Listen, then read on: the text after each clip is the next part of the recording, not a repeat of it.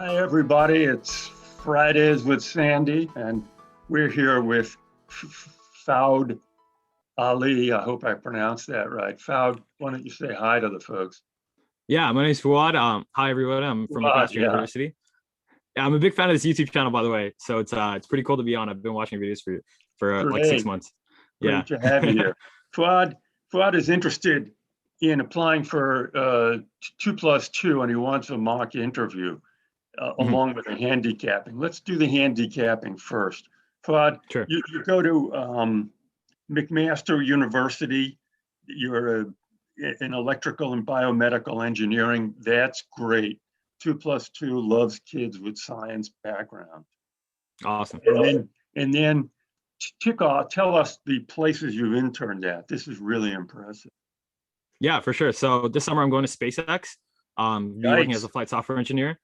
In the past, I've worked at Tesla, Twitter, the Office of the Director of National Intelligence, which is a joint operation between the CIA and the FBI, and also Spooky, Wealthsimple. man. Hope you haven't got any dirt on me there. I couldn't say even if I did. So All right. Well, that doesn't make me feel better. Yeah. How about just no? Okay, so you've got these great internships, and then we got the bad news here. You've got a 3.2 GPA, which is sort of like top 20% of your class, and then you've got a 720 GMAT equivalent in the GRE, which is a 168 verbal, which is great, 98%, 163 quant, which is the 80th percent. That's a little low for 2+2. I think the question you present for 2+2 is, can a guy with slightly below average stats Mhm. and great work experience get into 2+2? It's an interesting question. I think it's going to be a haul.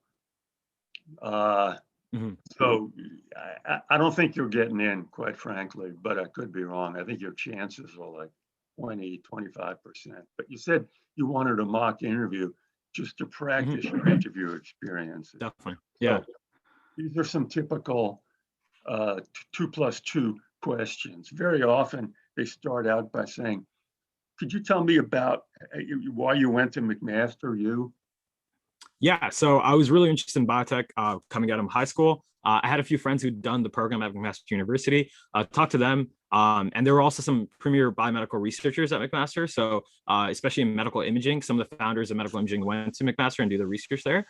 So, talked to a few friends, did a little bit of research online, and ended up choosing McMaster for that reason. The answer you gave for why you went to McMaster, the content was good, but it was rushed and it sounded like you had a cue card and you were trying to remember everything on it. Okay, let's try that again. Could you Yeah, tell for sure. us, first question, hey, glad to see you. Welcome aboard. Let's get going here. Could you tell me why you went to McMaster University? And that's in Canada. Yeah, for sure. So coming out of high school, I was actually pretty interested in biotech. I'd done a few, physics courses. I'd also done a few biology courses. So I was pretty interested in that space. So what I did was I wanted to see like what opportunities were available in Canada, just because tuition's a lot cheaper there. And so I had a few friends that went to McMaster University and were in the biomedical engineering program there, and they really expressed that some of the premier medical imaging researchers, especially, went to McMaster University. In fact, there's actually a mining facility outside of McMaster that produces like 98% Okay, of the okay, world's radioisotopes. usually they'll interrupt, but as a self-standing answer, this is beginning to go sideways. Okay, Okay, Too much detail. cool. Yeah, right, right. The answer is, I went to, where'd you go to high school? I went to high school in Toronto, in Victoria Park. I went to high school in Toronto. I was interested in STEM. I was interested in science. Uh, I had friends who had gone to McMaster. They liked it a lot. They particularly liked this and this. My guidance counselor at school suggested it when I went to visit. I was really impressed with this and this. Cool. You see the difference? Yeah. Yeah, I'm just creaming off the top. Okay, what was your favorite? What was your favorite course? Yeah, my favorite course was the anatomy course to do, which is actually the only course engineers get to do with live cadavers in Canada. And so that was just a super cool experience because, working with live cadavers is not something I expected going to university. I think, some of the biggest takeaways. Working with a from live cadaver, is there? Oh, sorry, human cadavers, not live. Obviously, Okay. they're dead. Yeah. Working with live cadavers would be. We did some pig heart quite an surgeries though. That was experience. cool. Yeah.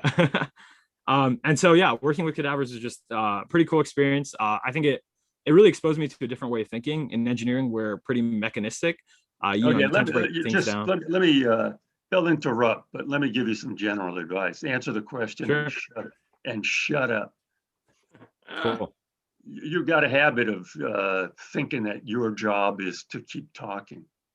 Cool. Silence is the interviewer's problem. You just answered the question. Okay. Another question that they ask within the module of college is, if you had to do your Mcmaster experience over again, what would you do differently? Yeah, I think I would have taken advantage of more of the faculty at Mcmaster. Would have really, talked to more professors, gotten involved in a little bit more research. Most of my degree I spent, chasing internships and doing more like work experience. But I think academia would have been cool to get into as well. Hey, John, rate that answer. That's not bad, right? And that's right to the point. He didn't wander around or anything else. Potentially dangerous, and then it sounds scripted. The answer is, oh, I wish I had gotten to know my professors more, or and then you follow it up by saying, I wish I had done less extracurricular activities. Is that what you said? No. I said focusing less on internships and focusing more on the academia portion. That's not a good answer. They want you to be able to balance those things. Okay. But by the way, a typical answer for if you had your college experience to do over again, frequently they're looking for like one thing, like maybe I'd take a junior. Did you take a junior year abroad, or? No, I didn't. Was that no, it wasn't an option. It wasn't an option. No, not at my school. No. Yeah. Okay. Or you could say, I wish I had the option. Yeah, you could say that. Yeah, I wish I had the option to study abroad. I wish I'd taken, I assume a good answer for a lot of people, maybe not you, is, I don't think you, is I wish I'd taken courses in basic computer coding. That's the good answer for liberal arts majors. I wish I just learned more about computers or taken a coding course. You might say, I wish I had the option to take a few more liberal arts courses. So maybe I would have done that, but be prepared for a follow-up on that. They might say, like, which courses do you wish you had taken? For sure. So be prepared about that. Okay. Python. Python. Tell us explain to your Harvard Business School classmates what SpaceX is and what you did there. Yeah, for sure. So I'm going to SpaceX in June, so I haven't started yet. But what SpaceX does is SpaceX believes a future where humanity is exploring the stars is fundamentally more exciting than a future where we aren't. So SpaceX is developing the technology to make that possible. So what that means is lowering the cost of launch for rocket launches as much as possible. Tell them how that answer is so far. Well, you want to say, I think Elon Musk is one of the greatest entrepreneurs of our age. Oh, what he's doing at SpaceX is phenomenal. Okay, you're both wrong. Let's get down to fundamentals. The question is, what do you want your Harvard classmates to know about SpaceX? They often frame the question that way. Sometimes the first question, and we'll do this as well, introduce yourself to your Harvard classmates, okay? But let's get back to the first question. What do you want your Harvard classmates to know about SpaceX? I want them to know, so your first thing you have to say is what it is. Is it a government program? SpaceX is a, public-private company or a public company or a government agency? What's the answer? Yeah, so SpaceX is a private company that works on rocket technology with the ultimate goal of getting humans to Mars. And so how they're doing that is by lowering the cost of rocket launch. Getting what to Mars? Humans to Mars. It's a private company? Yeah. Yes. What's their, are they funded, but do they do government contracts, I take it, or? Yeah, they just won the NASA contract to the moon. Actually, it was $2.2 billion. Good. And who works there and where is it located and who's employed there? Just real basic stuff like that. You know what I'm saying? Okay, cool. So you want me to go over that right now, or? Yeah, you should be able to. It's an absolute question, man. Could you tell your classmates what SpaceX is? They want Cool. you to be able to do that in a succinct, clear, this is important, non-braggy way. Okay. Mm-hmm. Cool. So Sure. SpaceX is a private technology that with the ultimate goal of taking humans to Mars. And so they were founded by Elon Musk, the same founder as Tesla. They employ a ton of engineers, a ton of PhDs, working on rocket technology. They're based out of LA, but they also have a launch site in Texas and Florida. Good. Are they making any money? No. Yes, they actually are now with Starlink. So they just rolled out Starlink, their satellite internet communication technology. And so Starlink is a network of hundreds of satellites that give you internet anywhere on Earth. And I see you worked at Twitter. What did you do there? Yeah, so at Twitter, I worked in the health organization. And so basically, there's an organization that ensures healthy conversation on Twitter. So they get rid of things like misinformation, child pornography, all the dirty stuff with social media. They build the tools to proactively identify and take down that content. So the answer is I'm kind of a quality control guy at Twitter. What they're trying to do is make sure that the site doesn't get illegal postings and things like that. Mm-hmm. Okay, now this is a question this is a real 2 + 2 question. Compare the cultures, the corporate, how would you describe the corporate culture at Twitter? Yeah, so the corporate culture at Twitter is very people focused. So they understand that people make these decisions, especially in the health organization, and people have to go through a lot of things, right? When it comes to reviewing this kind of content and building the tools to stop this kind of content. And so they really, really care about people. They put people first. They have a lot of, they have onboard therapists for, their employees. They put a lot of emphasis on people training and team bonding. John, what'd you think of that answer? Well, I know what you're going to say. You're going to say you need to say that the culture is very entrepreneurial. It's not a hierarchical company, and it's focused around people and their talent and drawing the best out of them. Yeah, that's what I'm going to say, and that's a better answer. Cool. The question. You want that word entrepreneurial? Yeah. Well, there's also there's terms that HBS likes to talk about corporate cultures. The term is either as a flat culture or it's hierarchical. Mm-hmm. Self-explanatory. So it sounds like the answer is Twitter has a kind of flat culture. Like I can very easily talk to my own supervisor's supervisor. In fact, mm-hmm. we meet informally, or mm-hmm. you've got a title, but you can do different things. It's also innovative. So you're not doing the same thing every day. It's flexible, it's innovative, and it's flat. Mm-hmm. Cool. So not a flat culture, though. It's a flat entrepreneurial organization with a culture that that matches values people. Flat versus hierarchical. Yeah. Right. Cool. Got it. Yeah, and the culture also is progressive. We've got resources to help you do your work. They even have psychologists and psychiatrists you can go to. Mm-hmm. So it's a very I don't want to say mothering. Hey John, what's the PC word for mothering?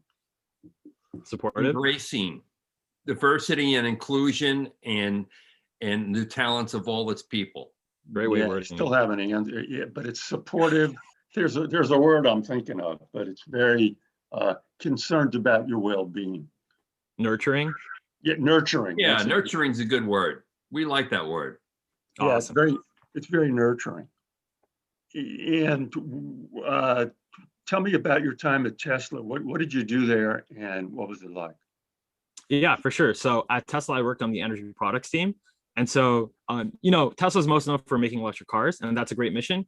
But electric cars still have to run on power, right? And that power needs to be clean. And so Tesla Energy is working on creating solar panels, across the world to supply solar energy for their cars, right? And so what that does is it makes electric cars much, much cleaner. And so what I did was I developed the software to kind of coordinate those solar panels and do the energy transfer between them to, ultimately make them more efficient. That's a slightly better answer in terms of content. And you're still sounding rushed and improvisational. Well, And he talks like a New Yorker. He's fast. It's like machine gun style, man. I'll slow it down. Thank you for the tip. John, I talk like a New Yorker for a very good You were a New Yorker. Yeah, I am a New Yorker. For purposes of an interview, what you want, you've got to be able to give a kind of complete short answer, and then they'll interrupt or they'll move on. Your chore, as it were, is to give an initial answer. They care about your ability to do that. And Sure. Sandy, that's because of the case-based discussion. Yeah, it's the case method. They're looking at you and they're saying, do I want to sit next to this guy? Or Yeah, when this guy is called on it, am I going to start looking at my phone? That's a good way to put it. Well, Got it. People look at their phones, even if no matter who they called on, but that's kind of their test. Okay, they've got some other questions like, let's try this one. The classic, introduce yourself to it's the first day of class. People are going around and they're introducing themselves in 30, 40 seconds. Introduce yourself. Okay, great. Hi, I'm Fuad. I'm from Mcmaster University, where I studied electrical and biomedical engineering. That degree ultimately exposed me to technology, and so I got pretty interested in software. I did a few internships, at companies where I thought software was solving, some of the world's most important problems. Your classmates don't want this backstory. They don't want this self-puffery. Your classmates are interested in learning what, John? What your name is, where you've worked, Where you're from, where you're from, where you went to school, and what you can do for them. Cool. Okay, let me try that over there. And if you have some extracurricular, and I'm also a stamp collector, so maybe we could start a stamp collecting club in the section. Cool. So let's hear cool. Okay. So my name is Fuad. I went to school in Canada at Mcmaster University, where I studied electrical and biomedical engineering. I've done a few internships at companies like Twitter, Tesla, and the CIA. And I've also worked at SpaceX. In my free time, I'm a long distance runner, and I'm pretty passionate about, optimizing performance. So if any of you guys are runners, happy to connect on that. That's a pretty good answer, right, John? Yeah, I'd like to know where you're from. So you need to say I was brought up in Toronto or wherever, Cool, got it. Good. And incidentally, I'm just going to put this out there. Okay, look, internships at Tesla, Twitter, CIA, and SpaceX. Man, you're collecting gems. Thank you. We said that before you woke up. Gems. Yeah, when I did the handicap part, I said what we've got here is a guy with great internships and lousy stats. It's true. It's not a joke. He's got great internships, but he's only in the top. He's got a 3.2 and a kind of 720 GMAT equivalent. Those are below the average for 2+2. And I'm not sure you're getting any. Are you a U.S. citizen? Yes, No. I am. Okay, that's important. The question, born in I don't Texas. know if you're getting any underrepresented minority points. That would be an interesting question. But I don't think so. So you've got an uphill climb to get into 2+2. It's very selective. Cool. Yeah. And, But your internships speak loudly, and you are incredibly personable. Awesome. And articulate. And I think that if you get an interview, they're going to like you. Awesome. Okay. As long as I talk a little slower, right? Yeah, and more concisely. More concisely. Yeah. I think you're fine. I don't think you're more personable than the other people I've interviewed for 2+2. I don't think you're getting any beauty points on that score. Although, let me say, you're a fine guy, you know, and I think your interview skills, you know, really need to be, well, do no harm. That's the point. Okay. You really need to be more concise and more to the point. Cool.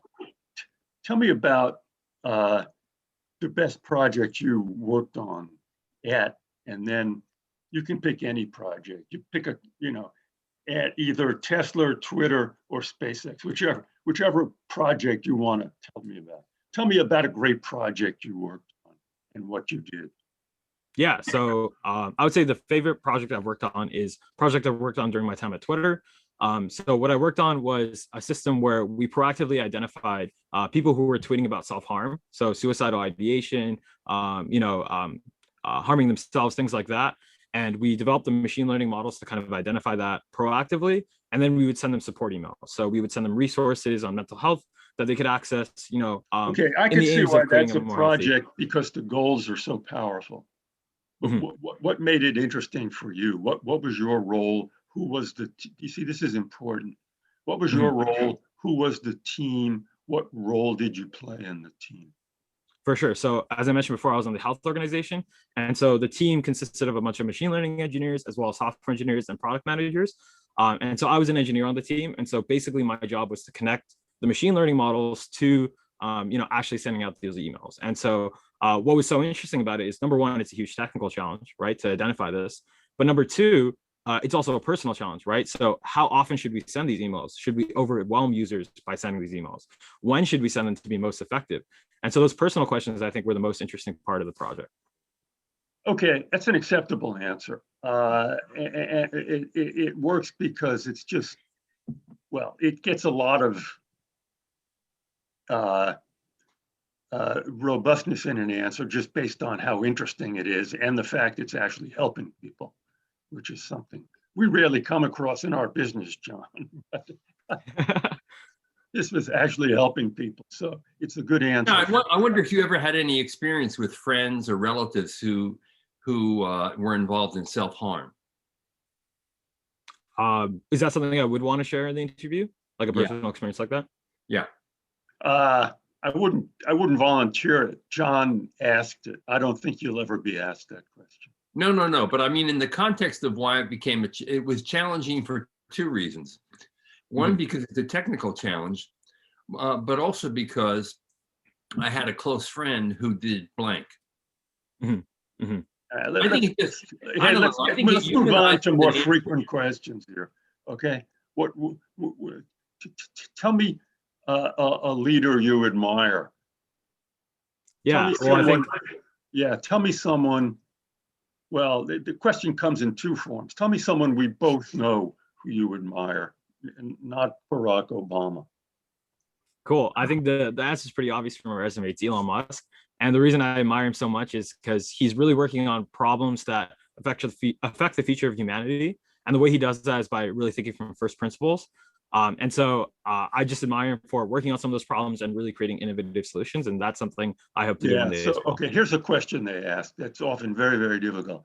What areas of personal and professional growth do you need to accomplish to become like Elon Musk? What does he have in terms of his inventory of skills and talents and experiences that you don't have right now? Yeah, for sure. So I think there's two parts to that question: personal, professional. On the personal side, I think it's a mindset thing. So the ability to think from first principle. So do away with underlying assumptions and focus on what are the facts and how can I, create a solution from the facts. So I think that's a mindset thing that I could implement, a lot better in my life. On the professional side of things, I think he has entrepreneurial. How do you operate now? That's not a good answer, what you just said. I think right now I operate a lot of underlying assumptions, and I don't always question those assumptions, which I could be doing a lot more of, and that's something I hope to implement. What do you think, John? Yeah, they'd let you get away with that since it's such acceptable jargon. Elon Musk, so less jargon, in order to become personal. a leader like Elon Musk, for one thing, I'd have to be involved in leading cross-functional groups. I'd have to be involved in entrepreneurship, which is something I don't have much experience with. I'd have to learn how to raise money. I'd have to learn how to convince other people of my ideas. And then I'd have to learn how to start over after one success and do another. You see, that's the kind of answer they like. Cool. Okay. This is another 2+2 question. Who's the best leader you ever worked for and why? Cool. So the best leader I've ever worked for was my manager at Tesla. And the reason he was such a good leader is because not only was he super technically adept, he knew his engineering in and out, but more so he was extremely emotionally intelligent. He was really in tune with the dynamic on his team, really enabling people to do the best work. And this was outside of work, whether it's at a bar, at a team social, he'd always make the effort to really get to know. Okay, so that's a good answer. What's the best thing he ever said to you? That's often their follow-up question. This is what stymies a lot of people. What's the most valuable thing he ever said? The best piece of advice he gave me was not to chase the money, but to chase the growth and chase the people that you want to work with. And that was really, really valuable because, as a young person starting out your career, it's often tempting to, just go with the highest paying job. But I think what he emphasized was go with the people that are going to help you grow, because growth matters more early stage and you can worry about the money later. And that stuck with me, and I've been chasing the growth ever since. That's a good answer, particularly if you've got the facts to support it. Cool. And then a tougher question is, tell me about a leader that was not effective that you worked for. Yeah. So one of my first internships was at Publicist Sapient. It's a consulting firm that builds things like the Walmart website, the McDonald's app, things like that. And so my manager at that internship, I don't believe was as effective because he wasn't as involved in our day-to-day. He kind of just gave us a project and was a little bit more hands-off. And I think especially with young talent, you have to be really, really involved with them from day one. And he wasn't there for us as much. You got to lead with the headline. What you're doing is, the way you answer questions is you drop these factual crumbs, and then we're waiting for the point. Okay. This is difficult for 2+2 people. It's difficult for regular applicants. It's also difficult for a lot of adults, quite frankly.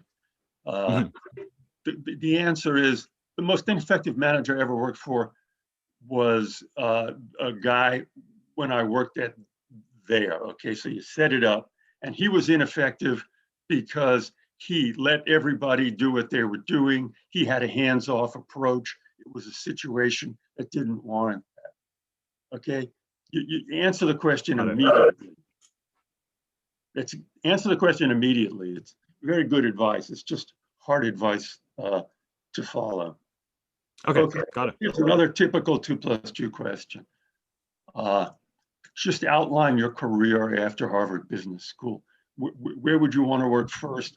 Where would you want your second job to be? And where do you see yourself in, 20 at the height of your career? Yeah. So after HBS, I hope to go back to Twitter and land a managerial position there. So the person whose job I want is Nick Caldwell. I actually interviewed him for my podcast, and he's one of the VPs of engineering there. He's a great guy. He did his MBA from Haas. And what I really want is his job, because he helps determine how to build the tools that, moderate public conversation on Twitter. And I think being involved in leadership capacity there will allow me to make a three-part question. You're still on the easiest part. Is Twitter sponsoring you? Twitter has sponsored MBAs, yeah. So is that something that may happen to you? Yeah, Perhaps, yeah. That'd be worth mentioning. If you're being sponsored and they say, what are you doing after HBS? You go, well, Twitter has been kind enough to sponsor my HBS experience. So I kind of obligated to work there for whatever it is, 2 to 5 years. Okay, so then what would be a good second job for you?